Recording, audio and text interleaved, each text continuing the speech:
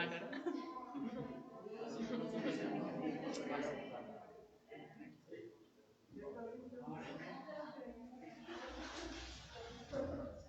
Estamos en vivo. Hola otra vez, seguimos con las transmisiones del Día de la Juventud. En este momento vamos a hablar de qué pasa cuando se es una persona joven y además se es trans.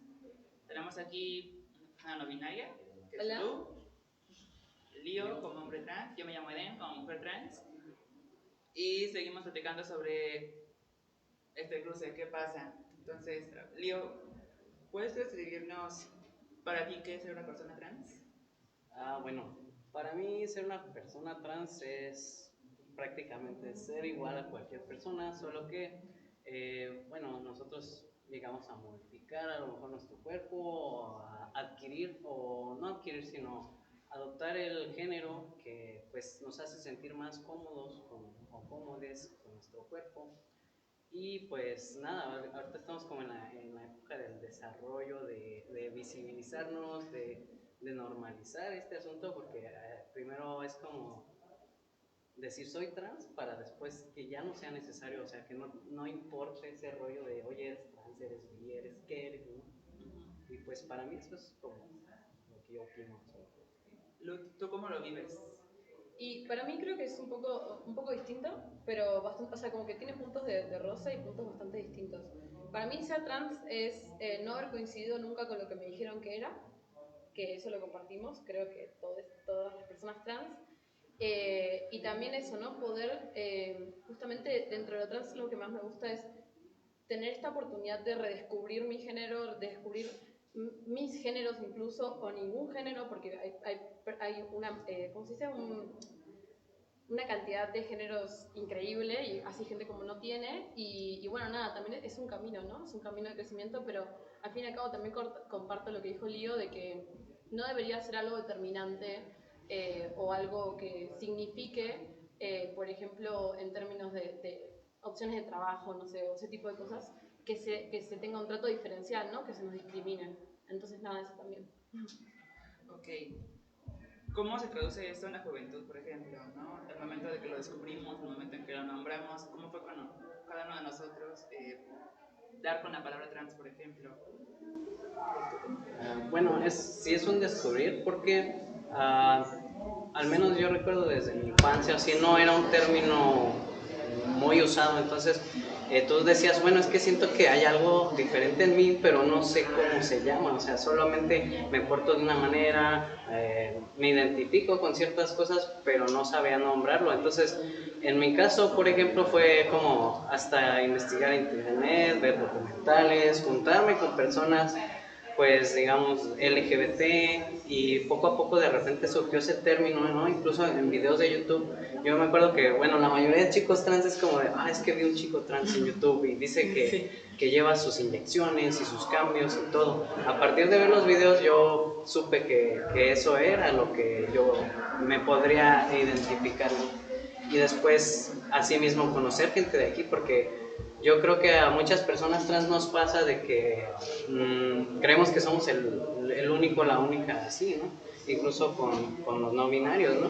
Entonces creo que ya conoces gente, ves que sí es algo que existe, que sí es algo que realmente ya lleva mucho tiempo, yo creo que desde que está la humanidad, pero que ahora está siendo visibilizado.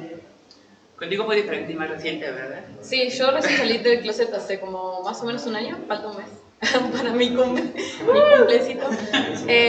Pero sí, fue más, siento que como, o sea, justamente lo que dijiste, ¿no? Lo que no estaba nombrado no existía en ese momento.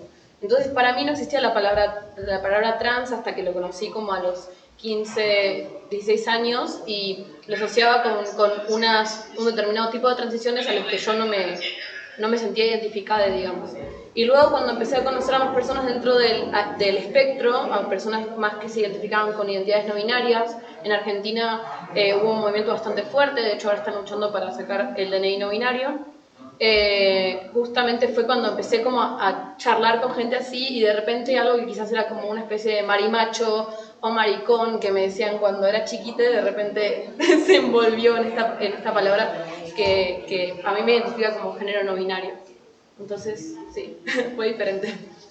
Contigo y conmigo, por ejemplo, creo que estuvo muy padre que llevamos años de conocernos. Entonces, de alguna forma ya hay como cosas en común entre tú y yo y además como reencontrarnos en espacios trans. Creo que fue distinto. Sí. Con Luz, por ejemplo, contigo en otro país. Transitar era un intercambio escolar. Sí. ¿Cómo fue un poquito eso? Con redes de apoyo. Y al principio la verdad es que me sentí muy sola, porque no sabía bien qué me estaba pasando y era algo que en realidad estaba atravesando desde antes de venir hacia acá, pero que no lo había pronunciado hasta que ya me alejé un poco y vine hasta acá. Y luego, por suerte, sí, justamente encontrándome con gente que también coincidía en estar por fuera de estas cosas que nos impusieron, de estos parámetros, de estos géneros que nos impusieron al nacer, y con otras sexualidades también, porque no es mismo obviamente género que sexualidad, fue que se estableció como esta especie de diálogo más fluido de, bueno, a ver qué soy, ¿no? ¿Qué somos? ¿Qué sos vos? Y también dentro de la diferencia encontrar nuestra propia identidad, ¿no? Porque había, bueno, justo me relacioné con un montón de gente acá, gente de género no fluido, gente trans, gente que hizo la transición con hormonas, gente que no hizo la transición con hormonas, o sea, también hay una variedad de experiencias que recorren el trans, ¿no? Y eso creo que me ayudó a nutrirme un poco más y a encontrar lo que yo soy. Y contigo, por ejemplo, aquí en las redes de Morelia, por ejemplo, ¿cómo lo has sentido? ¿Cómo lo viviste? ¿Cmo diste con las redes? Sí, precisamente, como decía, primero los videos, bla, bla, de repente surgió por ahí que nos encontrábamos aquí en alguna charla o algo y era como, yo conozco a este otro chico trans, esta chica trans, y se hicieron las redes, ¿no? Contigo, con todo el grupo de apoyo trans que tenemos. Pues ya conviviendo con esas personas, pues se me hizo maravilloso, se me hizo como que nos apoyamos, nos queremos, nos cuidamos sobre todo, y se me hace un paso increíble para el estado de Michoacán, todo lo que se ha logrado a base de activismo, de estar luchando, ¿no? Que ha estado muchas personas trabajando, ¿no? Y pues yo cuando vi que aquí ya se podía hacer que el cambio de identidad y que todo, pues no me lo esperaba, la verdad. O sea, para mí era una cosa que solo podías hacer uno. La transición sí era rico porque yo pensaba que era carísimo, que no era accesible y que ahorita ya está, por ejemplo, Clínica Condesa en México. Pero aún así yo pensaba, no, pues tengo que ir a México, era complicado y todo. Pero al ver tanto apoyo aquí, yo me he sentido muy bien. Afortunadamente, bueno, como todos vivimos comentarios malos, malas experiencias de gente que tiene prejuicios, ¿no? Pero realmente siento más el apoyo que la negación de la gente. Tocaste dos puntos muy importantes. Uno, derechos, como de identidad, porque los tres tenemos puntos diferentes ahí. En caso de que, por ejemplo, tus documentos no pueden ser cambiados en este momento, ¿no? O sea, no binario como tal. ¿Cómo vivimos, por ejemplo, como jóvenes, los tres estudiantes o trabajadores? Que esto diferenciado a nombrarnos, por ejemplo, pues contarnos cómo es como esta negociación en espacios académicos, espacios laborales. Y lamentablemente se trata de ver hasta qué punto ceder y qué punto no ceder.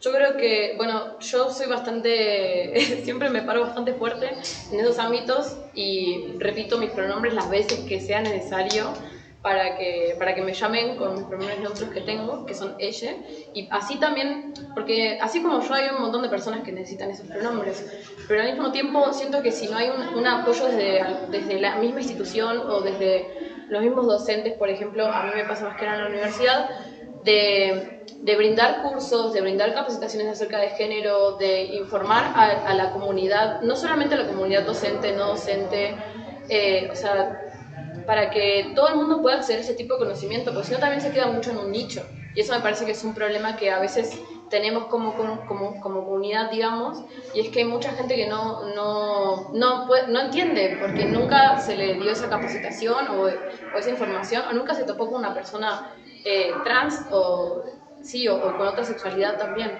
Entonces eso, es una negociación, pero también hay que hacer como fuerza desde ambos lados, ¿no? Me parece que es desde afuera y desde adentro, creo. ¿Y tú, Nio, cómo lo negocias? ¿Es que lo negocias? Sí, realmente también para mí, bueno, al principio era más bien la cuestión personal de cómo me voy a dirigir hacia mis maestros, cómo les explico esta situación. De repente sí llega a ser un shock, ¿no? Como yo tenía ese miedo como cuando regresé a la escuela, como de híjole, es que me van a discriminar por eso o me van a seguir hablando en pronombres incorrectos. Todo, afortunadamente yo lo digo, aquí en la universidad he visto mucho apoyo, he escuchado de otras universidades, escuelas que todavía están como peleados con ese asunto, pero pues seguimos, como tú dices, el estire y el afloje. En mi caso me tocaron buenas personas, me ha ido bien, pero pues sí he escuchado comentarios de otras escuelas donde, o el asunto, por ejemplo, de los baños, ¿no? que es un rollo. Sí. Por ejemplo, tengo entendido que en la EMES hay baños neutros ya, Sí. que se logró precisamente porque ustedes los alumnos pues lucharon por ello, ¿no? Porque no era algo que la universidad tomara en cuenta como institución pública, debía hacerlo, ¿no? En el caso de, por ejemplo, la Michoacana tampoco pasa eso, no hay, o sea, no hay baños públicos, perdón, baños neutros, pero, por ejemplo, yo hablando así con la directora de mi escuela y todo, sin problema, ¿no? Así tú entra a tu baño y todo. Y de hecho nunca me pasó así como que alguien me hiciera un comentario. Pero sí, o sea, de todos modos es una de muchas escuelas, una de muchas instituciones que pues hay que ir educando también. Sí. Muchas veces pensamos que el problema va a ser la institución, los profesores, etcétera, etcétera, pero también pueden ser los mismos alumnos. Sí. O sea, porque siempre va a haber partes de la comunidad que no van a estar de acuerdo con eso, y eso también creo que es parte de bueno, asumirlo y también luchar para que estas personas, o sea, justamente puedan, o sea, no sé si van a poder entrar en razón en algún momento, pero de al menos poder tener una convivencia donde no haya violencia, porque justo siempre se apela a la violencia cuando son hacia otros cuerpos, ¿no? Cuando son hacia otras corporalidades o otras experiencias de género. Y nada, o sea, es un tema bastante fuerte, la verdad. Ahora, este espacio que hay entre la casa y la escuela, que es la calle, ¿cómo lo vivimos como personas trans, por ejemplo? Está esta cosa horrible que llamamos pase, Sí. que algunas personas lo tenemos a veces como muy contextual, otras no lo tienen para nada, otras es absoluto. ¿Cómo lo vivimos, por ejemplo, en nuestros casos? Bueno, respecto de mi familia, por ejemplo, pues a mí muy reciente, la verdad es que me ha ido bien, pero de repente con las salidas a la calle, o sí de repente tú te pones cierta prenda y estás con la incomodidad de que alguien te pueda agredir porque no tengas el famoso pase que es si pareces o no pareces, se me hace muy mal dicho, pero bueno. Es algo que nos tenemos que quitar de la mente porque la gente luego cree que tú tienes que cumplir con el estereotipo femenino, masculino, etcétera, etcétera. Y pues no, y piensan que como ya hiciste la transición es como de, por ejemplo, es que te tienes que ver más femenina, entonces ¿para qué transicionas si no te vas a ver como mujer? Y ninguna mujer es igual, ningún hombre es igual, nadie en general es igual, entonces hay que quitarnos eso de la cabeza, pero sí he llegado a pensar en la calle, ¿no? Y a veces mucho es de que uno lo trae en la mente porque sabe que la sociedad se porta agresiva a veces con uno si vas a la tienda y te agreden, o sea, sin temerla, entonces a veces, aunque no te agredan, tú ya estás con el miedo de que te puedan faltar. Sí. Bueno, pues es algo.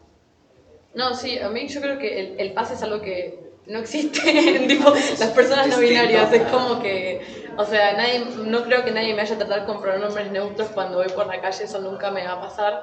Entonces, dependiendo también de cómo ese día yo exprese mi género, va a ser que me vayan a tratar en femenino o en masculino, que ya me ha pasado, que dicen señor, no, señorita, persona. Persona está bien, lo acepto, pero sí me parece justamente esto que dijiste, el tema de la necesidad del pase para justamente no sentirnos agredidos es totalmente horrible. O sea, que aparte se tienen que cumplir determinados estándares tipo tal y tal, para que por las dudas, si vas por la calle y no te pase nada, es bastante feo. Sí. Entonces, sí, nada, o sea, es como yo ponele camino por la calle y los que sé que voy a recibir son miradas así. O sea, no sé qué es esta persona, pero ¿qué está haciendo así? Bueno, también yo me he visto un poco. pero nada, o sea, es un ámbito medio peligroso la calle para nosotros, nosotras y nosotros como identidades. Y me parece que nada, justamente haciendo red, haciendo comunidad, o cuando yo siempre intento ir en grupo con gente y verme lo más malo que puedo, pero así se sobrevive también un poco. Claro. Y que genera miedos también, ¿no? Como que nos descubran, ¿no? Sí. En mi caso, mi paz es muy contextual. Mientras no hable, puede que no se den cuenta a veces, y más con cubrebocas, ¿no? O sea, creo que también es como, hace chido, pero ahora es como de, debo fingir la voz, o debo no hablar para nada para que no haya ningún tipo de descubrimiento y que eso acabe en violencia, por ejemplo, ¿no? ¿Sienten eso o algo parecido? Sí lo he sentido, la verdad, sí. Incluso lo que te decía en la calle, ¿no? De repente ir a comprar algo es como haz tu voz de macho. Y es como, es feo porque pues uno no debería estar pensando en darle gusto a alguien con eso, ¿no? Pero pues lo haces como un mecanismo de defensa inconsciente a lo mejor, pero que en algún punto, que ojalá se termine, ¿no? Ojalá que se acabe eso, que nosotros no pretendemos, por ejemplo, la famosa opinión general que da la gente de, es que la ideología de género nos la quieren imponer. La verdad es que pienso y creo que hablo por muchos o muchas de nosotros que no estamos intentando convencer a nadie de que crean en lo que creemos. Lo que estamos queriendo es que se respete, que no termine en violencia, que nos den nuestros derechos, porque son derechos de persona, no es derecho de género, en realidad es derechos hacia las personas. Creo que siendo jóvenes ocurre mucho esta vulnerabilidad de la familia, ¿no? Depender de ellos, o el hecho de que a lo mejor no hay un lugar propio donde alejarse de la familia que sí es hostil, por ejemplo, ¿no? ¿Cómo vivimos como esta vulnerabilidad de ser jóvenes en la familia? Quizás negociando, ¿no? Desde el momento que comunicamos que somos personas trans, el momento que están lidiando con una transición, por ejemplo, de enseñarles o reenseñarles sobre género, incluso cómo se lidia con la familia extendida, ¿no? Que genera opiniones de adentro. Lu, ¿quieres contarnos un poquito? Yo la verdad no sé si soy la mejor persona para contar, pues estoy alejada de mi familia hace como un año, pero por lo que puedo hablar por mis videollamadas, ese tipo de cosas, sí es complicado más que nada lidiar con una transición. Más que nada hay algunas cosas que te dicen, por ejemplo, como de, no se te notaba, o nunca la había visto tan chiquito, o ay, qué raro. Pero son cosas que nada, con el tiempo, o sea, también es una primera impresión, ¿no? Y son personas que nacieron en otra generación y que tienen otros ideales y otros intereses y otra enseñanza. Entonces sí, en eso tipo, coincido en que es un proceso de reeducación quizás de los padres, y es raro porque ponerlos en ese lugar de yo te estoy enseñando a vos acerca de algo que soy, es raro, ¿no? Porque son una figura de autoridad al fin y al cabo. Entonces nada, a mí por suerte me tocó una familia mi familia cercana al menos, que quiere aprender, que me pregunta, ya no sé ni, a veces es como decir, miraste influencer, porque la verdad yo ahora no estoy para responder. Sí. Pero sí me pasa con la familia un poco más lejana, eso de que siempre está como, bueno, la clásica, ¿no? Y el novio, y como, ay, pero tenés el pelo corto, ¿por qué no te lo dejas más largo si te ves más señorita? Y cosas así, que son cosas con las que tendré que lidiar en algún momento, pero creo que también es una cuestión de como fijarse el impacto que tienen hacia vos esas personas, o sea, como que no te afecte tanto, porque si no, al fin y al cabo, la vas a pasar mal. Contigo, Leo, ¿cómo lo viviste? ¿Cómo lo vives? Bueno, ahorita con mi familia afortunadamente es algo que se aceptó, que me dieron una bienvenida bien. De repente con las personas mayores en el hogar era con las que de repente sí se sacaban de onda, decían, oye, pero es que más que nada creo que por miedo que me agredieran, ¿no? Que me fuera mal en la vida, que no me aceptaran el trabajo o algo así. Pero al principio sí, yo como que no le quería decir a nadie de la familia, era como, ay, pues ya que se enteren solos y ya vemos qué pasa, ¿no? Que lleguen con la barba y ya. Pero bueno, hubo el apoyo, más bien en mi caso ha sido más bien de parte de las personas externas, o quizás sí de familia más ajena.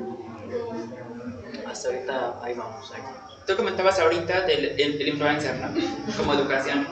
Sí. ¿Qué recursos tenemos como jóvenes para reeducar, por ejemplo? Pues sí, precisamente como lo que se está haciendo ahorita en esta transmisión es algo que se me hace importante porque por ahí puede haber alguien que diga, híjole, yo no le he dicho nada a nadie, no me siento apoyado, que sepa que se puede acercar con Michoacán es Diversidad, el mismo YouTube, participar, ¿no? en eventos educativos, no sé, hay infinidad de posibilidades, yo creo. Sí, yo la verdad, a mí me sorprende mucho porque en general de esto siempre, o sea, yo voy a la universidad, ¿no? Entonces siempre el conocimiento es como la academia y los papers y qué sé yo, y de repente acá, descubriendo mi identidad, fue más acercarme a colectivos, acercarme a experiencias que eran cercanas a las mías, y conozco, siento que está buenísimo porque están surgiendo un montón de colectivos, no solamente en pos de como visibilizar esa identidad y luchar por esa identidad, sino también para educar, perdón, a las personas que conviven con esas identidades que no entran dentro de los cis. Entonces, yo siento que está desarrollándose justamente mucho. De hecho, una vez les pasé a mis papás así una guía, así como guía de personas fuera del género binario, cosas así. O sea, como que existe y se están haciendo, pero se está haciendo todo muy ahora. Siento que es todo bastante nuevo, la verdad. En ese sentido, al menos para las personas no binarias. Ahora, aunque las tres son personas trans, es particular cada caso, ¿no? ¿Qué creen que primero nos une en problemáticas las personas trans? Seamos mujeres trans, hombres trans o personas no binarias. ¿Qué creen que es como el común? Pues yo diría que bastante la situación legal. Situación legal, la situación social, ¿no? De la agresión o tener pues tu identidad asegurada por un respaldo legal. Eso creo que son las dos principales cosas que nos pueden como afectar a nosotros, pero también si hablamos de cosas positivas es eso de que nos une el que nos apoyemos, el que nos informemos entre nosotros, porque de repente estamos como de, oye, necesito un consejo, platícame, ¿cómo le haces tú con esto? ¿No? Entonces, eso también sería el lado positivo, de que estemos en contacto, de que pues, nos apoyemos entre comunidad. Sí, yo creo que justamente lo que decías, como que lo que tenemos en común es esta separación que se nos hace a veces por parte de la sociedad de las personas normales, entre muchas comillas, o sea, y justamente desde ese lugar, ¿no? Desde esa opresión es que podemos accionar y juntarnos y conformar estas redes. Creo que sí, que lo más importante que tenemos en común es la generación de estas redes de apoyo, porque son la fuerza que necesitamos para luchar por lo que venimos luchando desde hace mucho tiempo y por lo que vamos a seguir luchando. Pero sí, en términos más particulares, creo que tiene que ver, por ejemplo, tipo, todas las terapias de hormonas también se hacen en personas transbinarias como no binarias. Hay gente que sí, gente que no, obviamente. Después los cambios de documentos, eso también es algo que sí que necesitamos, particularmente el tema de las personas no binarias está como creo que en casi ningún país está legalizado. En Argentina estamos en tratamientos, pero hay que ver. Y nada, esas son luchas compartidas al fin y al cabo. Sí. ¿Y lo diferenciado, por ejemplo? ¿Creen que hay un trato distinto a cómo tratan a un hombre trans, a una mujer trans, a una persona no binaria? Yo creo que quizás tiene que ver, o sea, más allá de persona trans hombre, persona trans mujer, persona no binaria. Bueno, en realidad mentira, sí. Sí. Particular, bueno, que me cuesta mucho, pero siento que quizás tiene que ver más como con esta cuestión del pase que hablábamos. Entonces, si vos tenés el pase, seas ya cualquier personalidad trans, te van a tratar mejor porque estás como acorde a eso que ya es más cercano a lo que es la norma, como que no es tan notorio, pero al mismo tiempo sufrimos las mismas cosas, ¿no? La mayoría, o sea.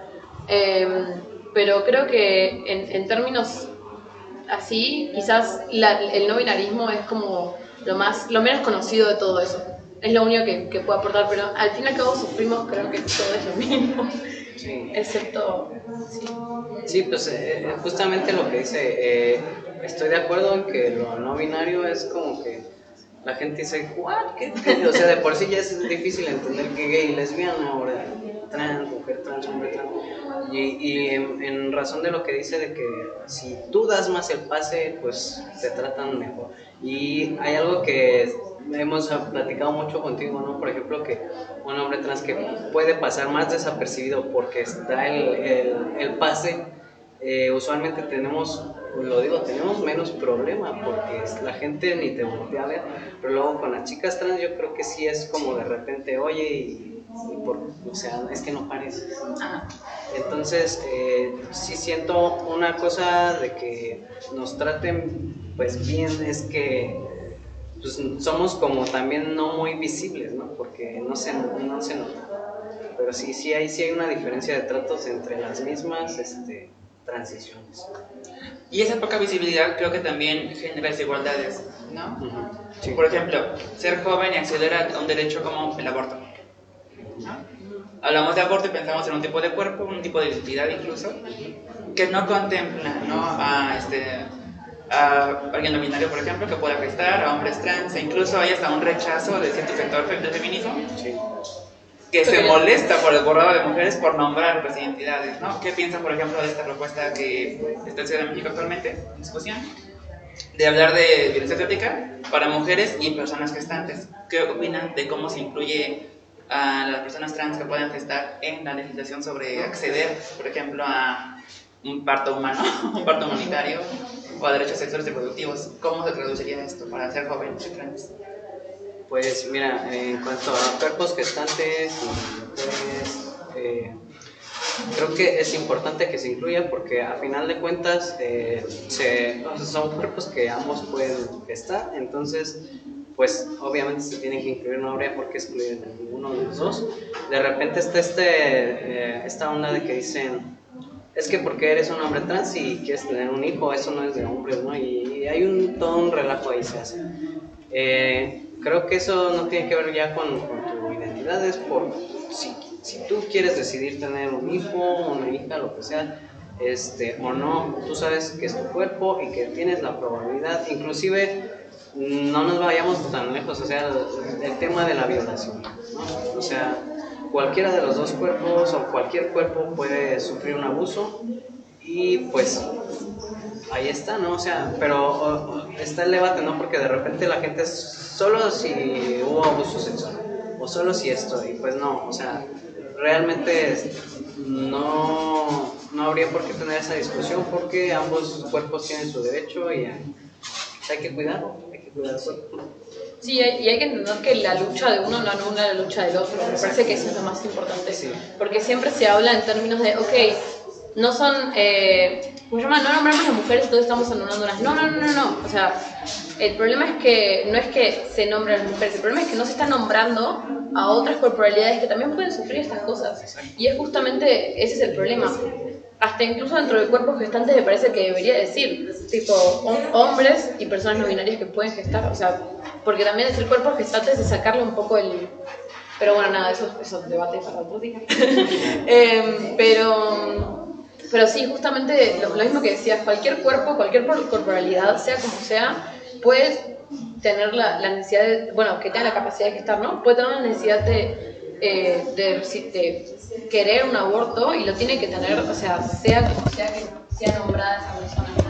O sea, y tiene que dar igual cómo se identifica. Me parece muy terco desde parte de feminismos decir que no, que solamente las mujeres pueden abortar, porque eso eso sí está anulando a un montón de corporalidades que no entran dentro de esa categoría. Y también generalizando dentro del colectivo de mujeres, o sea, es complejo. ¿Qué más ocurre? ¿Qué más ocurre en la calle, por ejemplo? Al pedir un trabajo.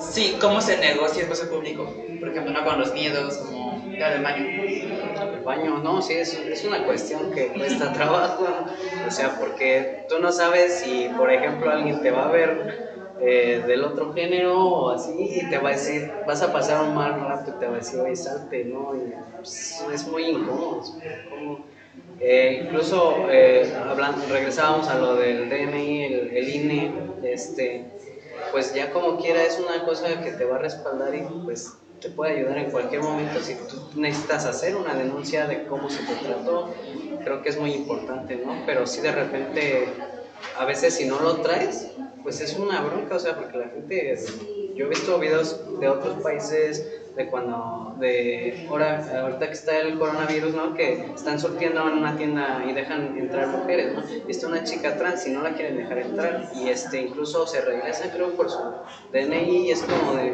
¿por qué no me estás dejando entrar? E incluso aún así es un problema, entonces hay que seguir luchando. Sí, bueno, respecto a eso, no sé si puedo derivar un poco el tema, pero siento que todavía hay muchas cosas, más que nada legales o de ese tipo de situaciones donde se recae en la separación de los sexos, entre comillas, para poder como acceder a ciertas cosas o no. Entonces, por ejemplo, esto que pasó en las cuarentenas de algunos países de Latinoamérica particularmente, donde tal día podían salir mujeres y tal día podían salir hombres, eso anula a un montón de gente que todavía, que no tiene el privilegio, sinceramente, no tiene el privilegio de tener el documento ¿cómo se llama? En forma con su género, ¿no? Con su género ¿cómo se dice? Autopercibido, exacto. Entonces, y ni me imagino, o sea, yo como persona no podría salir, no puedo salir ningún día. Entonces, nada, siento que hay que justamente fijarse bien algunos caracteres que tienen las políticas que se generan, que separan entre el sexo como si fuera algo determinante o que produzca, o que sea tipo un cambio entre esos dos géneros, porque en realidad la verdad es que muchas veces está por tradición, por mantener algo y no por una cuestión de que se necesite realmente. Ahora, digo, tú ya vives en Michoacán, vives en un estado que tiene pues leyes de vanguardia en cuanto a personas trans, entonces, ¿cómo te ha impactado poder cambiar siendo joven los documentos? ¿Y qué faltaría para personas trans? Bueno, en general, sí, el impacto fue positivo, precisamente porque ya comentábamos, a mí me ha dado bastante seguridad a mi persona, actualmente me puedo desempeñar, yo sé que puedo ir a pedir trabajo, puedo ir a la escuela y bueno, ya es un trato distinto, un trato más normal como debería ser.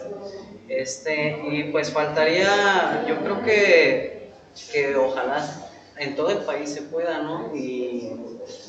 Y pues seguir educando. Creo que lo que más falta es normalizarlo y que sea una cuestión, un trámite como cualquier otro trámite, que sí, la verdad es que para mí fue rápido el trámite y todo. Y al menos en instituciones de gobierno no sé si han estado sensibilizándonos, yo creo que sí, porque por ejemplo en CEP se me trató muy bien. Entonces, ya más bien creo que falta extenderlo. Lud, estuviste aquí en una escuela que tiene un ambiente muy particular y además con espacios particulares como baños sin género. Tomamos la experiencia que no es la norma. ¿Qué sientes tú que faltaría para personas trans no binarias? Y yo pienso que nos falta mucha visibilidad, o sea, siento que, bueno, personas no binarias hay que no están solas, o sea, y se pueden acercar a preguntar, o sea, hay un montón de términos, hay un montón de identidades que entran dentro de ese término paraguas, y creo que también es informar, porque muchas veces mucha gente puede sentirse así y no sabe cómo se nombra eso, ¿no? O sea, creo que eso es lo más terrible, por un lado. Por otro lado, también siento que justamente lo que decía antes, que los lugares y las instituciones y los lugares donde vamos a estudiar o que vamos a trabajar, etcétera, tienen que estar capacitadas para saber que pueden haber personas no binarias dentro del ámbito laboral, dentro del ámbito de la escuela. Y por ejemplo, algo que se me hizo muy muy bueno fue que en la escuela en esa escuela, en un momento se hizo tan visible el tema que hasta preguntaron los pronombres las personas de todo el salón. Preguntar los pronombres debería ser algo común entre las personas, algo que se debería hacer y que no solamente a las personas como que claramente son LGBT, porque también pasa eso, ¿no? Sino que es algo que sí justamente se tiene que llevar un poco más a los nuevos que somos nosotros, ¿no? Como personas, y poder como esparcirlo, ¿no? También. Entonces, eso. Y que precisamente esas preguntas que se hagan con la intención de aprender y no con la intención del morbo, y de cosas que no le preguntarías ni a una persona cisgénero, por cosas privadas que realmente son irrelevantes, ¿no? Muy bien, y cerrando esto, ¿qué le dirían a su población respectiva, joven? Hasta pensando un poco en qué habrían querido escuchar ustedes más jóvenes sobre ser trans. Yo más que nada les diría que se acerquen, que traten de buscar personas, que conozcan personas, que vayan a preguntar cómo son los trámites, que se involucren un poquito para que sientan el apoyo, se sientan más seguros y que puedan llevar a cabo seguramente sus transiciones.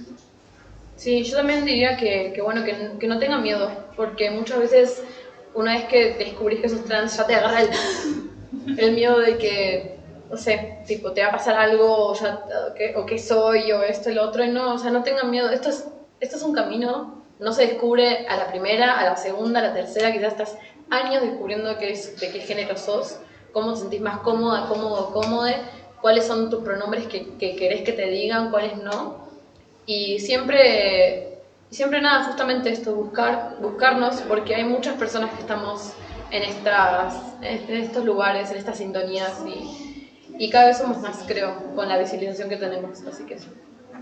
Gracias por venir hoy. La charla continúa más tarde con bisexualidades y sigue la jornada todavía por un par de horas más y termina esta en este momento. Ahora. Gracias. Gracias a vos. De hecho, no, presenta bisexualidad. Ok, bueno, vamos a hablar de personas bisexuales. Hablaremos un poco sobre cómo se vive ser joven y ser bisexual con una mujer bisexual y un hombre bisexual. ¿Qué más? Bueno, pues. Y bueno. Gracias. Gracias.